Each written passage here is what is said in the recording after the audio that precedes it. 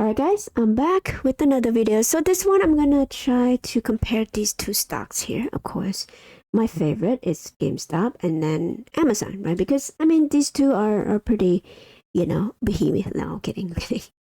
Of course not. These are two different stock, obviously different market cap altogether.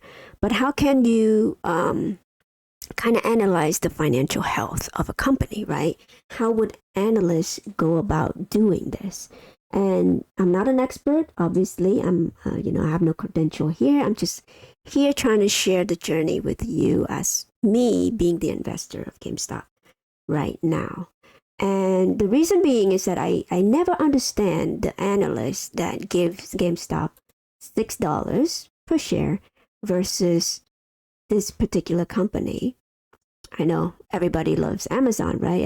Everybody thinks that Amazon is going to the moon and all that stuff. See, there's a high possibility that it's gonna trade it up here.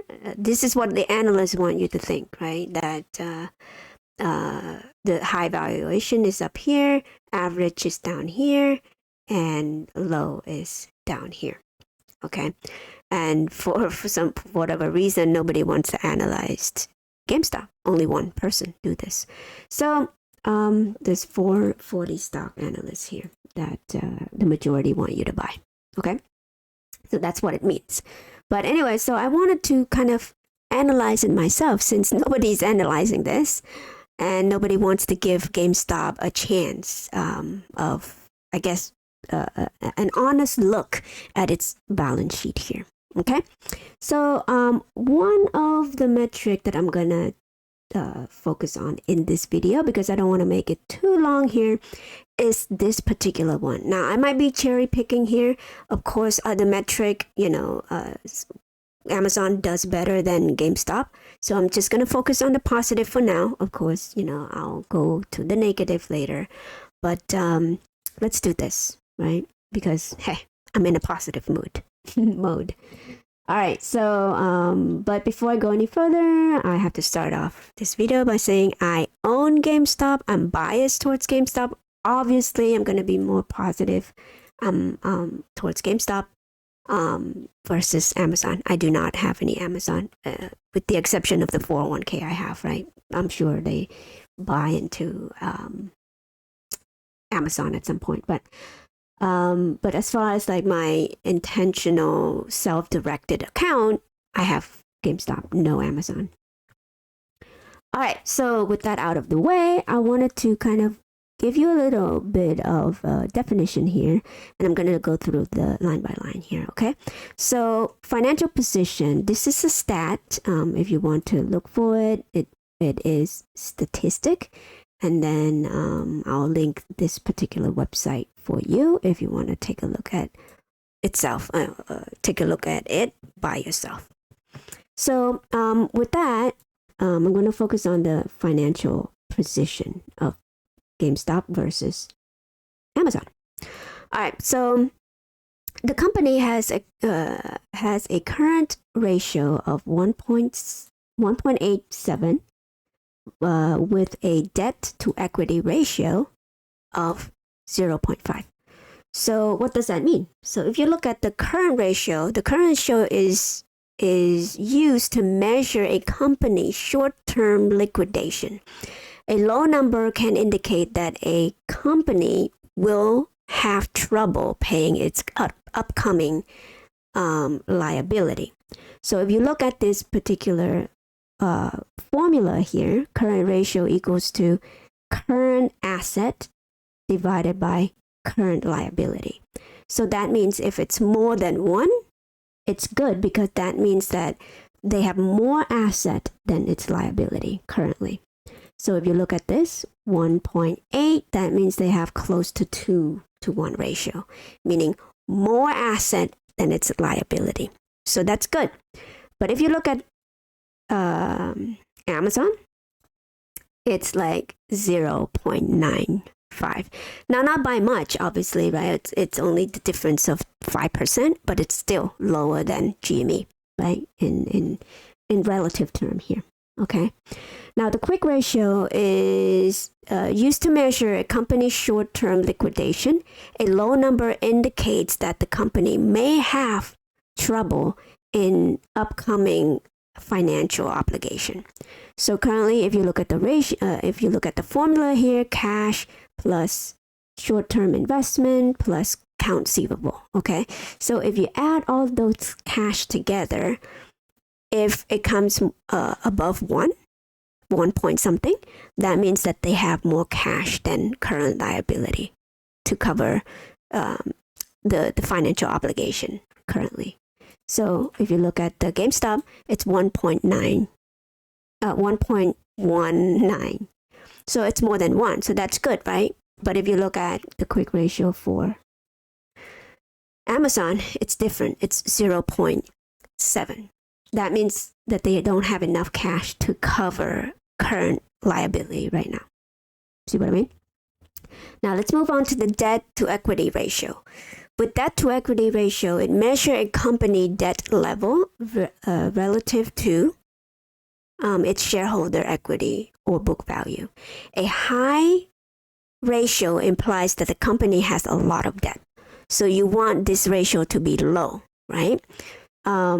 If you look at for GameStop, it's at 50%. So meaning that they only have 50% worth of debt when you compare to equity. So in other words, for every $1 of debt, they have $2 of equity. That's good. So that's why you see that one. Versus this one, they have a high number, higher than GameStop, by 30%, 32% actually. So Amazon has more debt than equity. And the ratio is 82% versus GameStop have less debt versus equity. That's why it's 0.5. Okay. So that's good. The next one is it's NA. So I'm not sure. I think it's perhaps because of the negative EBITDA currently being reported. So that's why this metric doesn't show here. But essentially, what it is to measure a company level relative to debt level relative to the trailing 12, meaning the T12.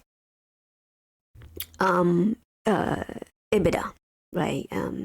It's a way that the company kind of account for after tax or something like that. I have to do more research on that EBITDA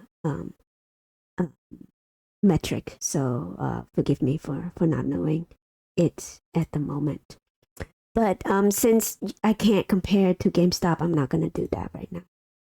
But I think you want this number to be low, okay? Because a high ratio right here, a high ratio implies that the debt is high in relative to company's earning.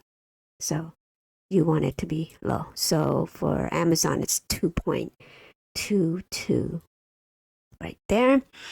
Now, if you go down here, debt to cash, to free cash flow ratio, measure the debt level relative to the company free cash flow over the previous 12 months. If the ratio is high, it means that the company will need to spend a lot of money, a lot of cash it generates on paying back the loan. So you want this ratio to be low. Again, so a high number means that that the company will need to spend a lot of cash it generate to pay back the debt. Okay, so currently GME is at 2.4. Okay, so if you look at the formula, total debt divided by free cash flow.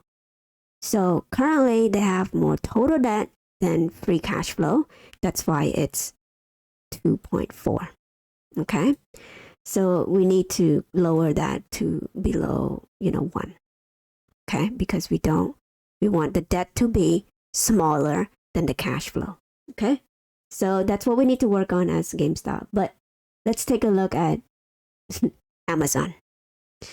Amazon is even higher than GameStop. Currently, it's 17.63, meaning that they have the total amount of debt is 17 times its free cash flow. That's bad.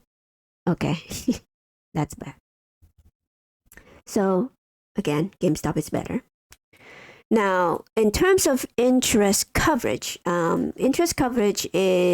a ratio that is a measure of the ability of the company to pay its interest expenses.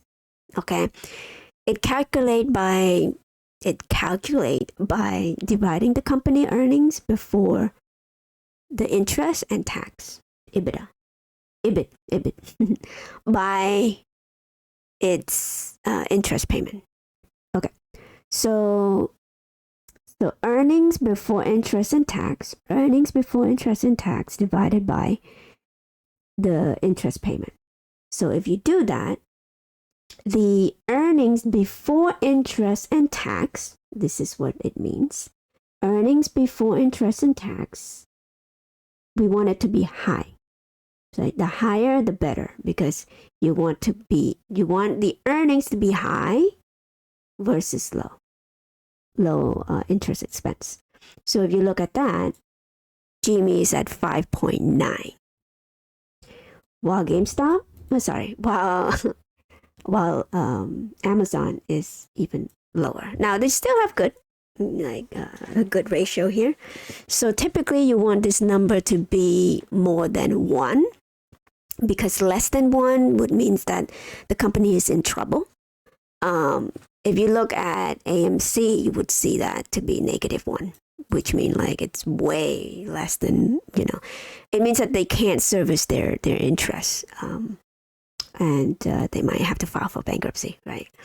Don't take my word for it. Go to look for it yourself, AMC, and look for this particular metric. So through and through with this video, I'm gonna end it here.